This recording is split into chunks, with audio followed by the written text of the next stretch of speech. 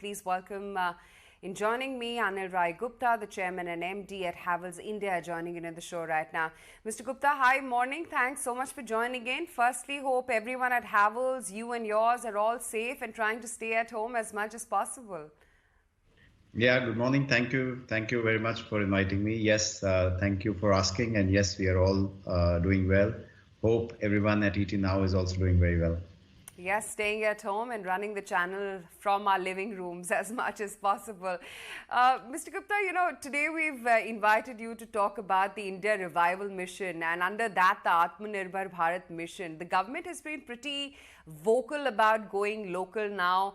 The Prime Minister has made his push on the Atmanirbhar Bharat theme as well. But do you really think it's time that when it comes to white goods as well, we move our dependence from China to India? Well, absolutely high time. I think I would say this industry has seen Atmanirbharta over many, many years, especially we're talking about Havels.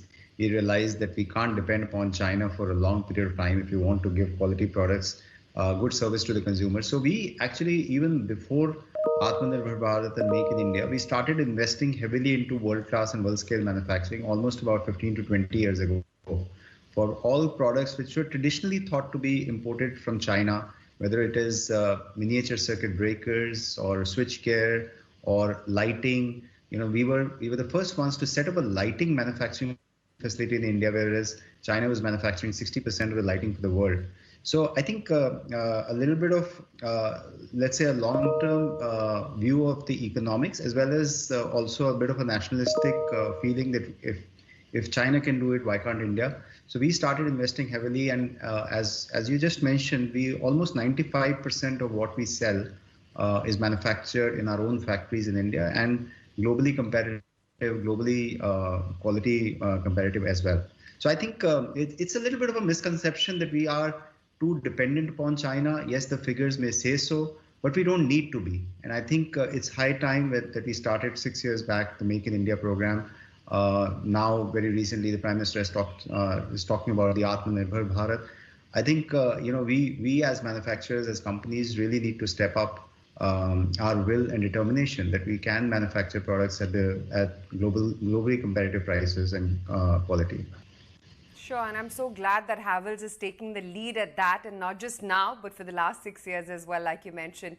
But Mr. Gupta, self-reliance is one step. One has to really go a step further. Do you really think the electronic white goods industry in India can compete at a global landscape? Because with China, it's not just about the scale or the size, it's also about quality.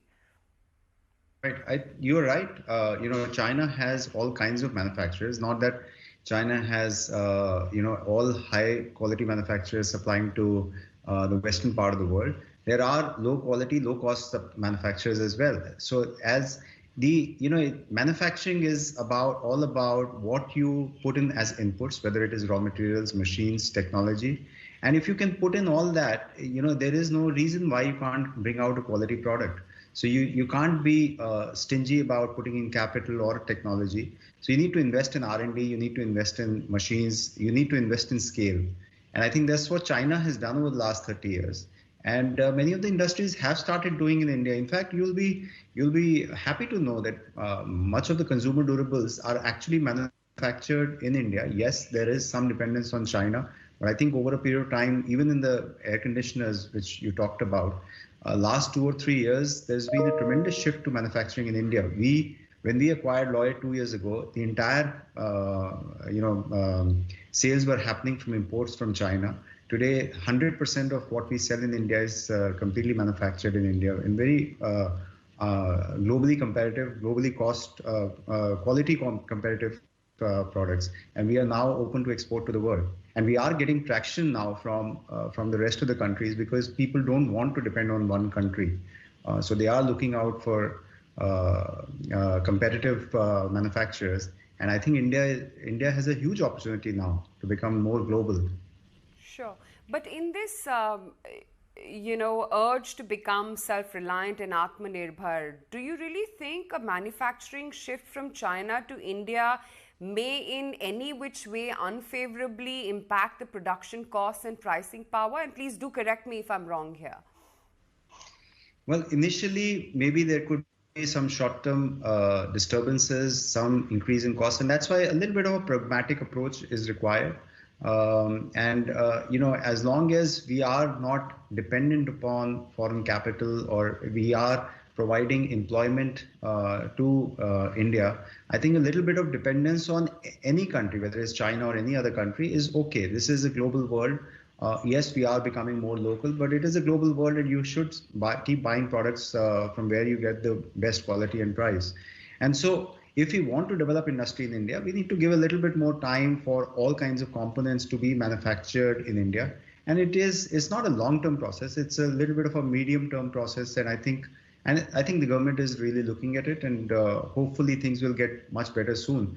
But the outcome, the finished good products, I think mostly we have the capability to manufacture in India for the Indian consumers as well as the global consumers. Good morning. So let's talk about moving then in that vein, in particular for segments that you operate in. There's the lighting and fixtures sector, and that's one of the key components for the LED chips, which is currently imported from China. So what are the current options? What are the alternatives, or what's the strategy in place to now source these domestically so that you can become more self-reliant? India is not a big manufacturer of LED chips. India manufactures lighting fittings, lighting products, and as I said, the final finished good products are made in India. Especially in the last 3 or 4 years, especially larger companies have invested in manufacturing. There is one component which is LED chips. It is a commodity. Right now, we do not have plants in India to manufacture that. But as I said, the world is open for India, and over the next 1 or 2 years, 3 years, there will be more investments coming into India to make LED chips. So I think this concept of dependence on China is a misconception. So whether it is LED chips or compressors or motors for any products, I think India has options. India can continue to buy from China if required, but it has many options available all across the world. But I think going forward 2 or 3 years, we will have options within the country as well. Okay. Lloyd's has a high dependence on imports for most of its products, 19% of revenue that is. Do you plan on curtailing imports from China and, also just an outlook for the Lloyd's business as well?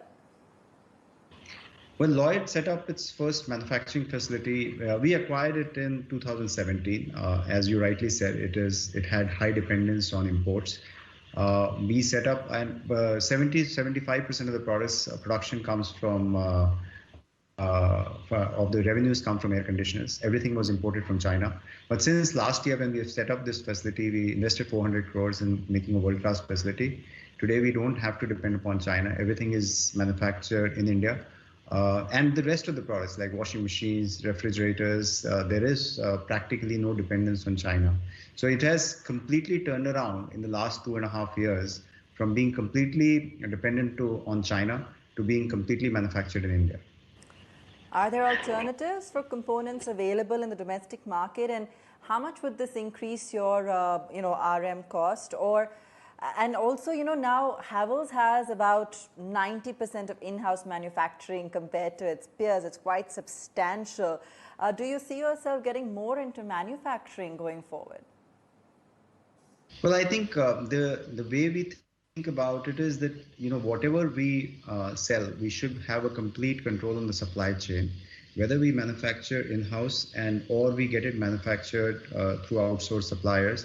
But we've always found that if you want to have better control on technology, cost, and quality, we've always invested in manufacturing. So we've invested, as compared to peers, heavily on manufacturing. And yes, though we turn out to be a more brand and distribution-oriented company, it is completely backed by R&D and manufacturing. So it's, when you say whether we'll get it more into manufacturing, we are already into manufacturing, and that has been the core philosophy of Havell's for decades.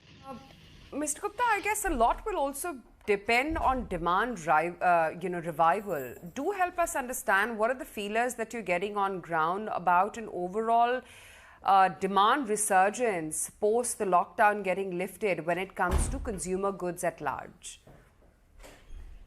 Well, I think first of all, I'll not be talking specifically anything about the company because we are going to announce the results shortly. But generally speaking, if you talk about the consumer has come back and they are buying products especially the consumer products are seeing demand revival. The building installation products are also seeing a demand revival. Somewhere there is a little bit of a slowdown in the industrial sales, which we were already experiencing even pre-COVID area.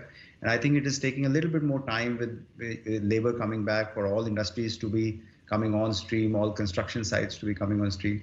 So I think over the short to medium term, if things continue like this, we should definitely see a recovery very soon.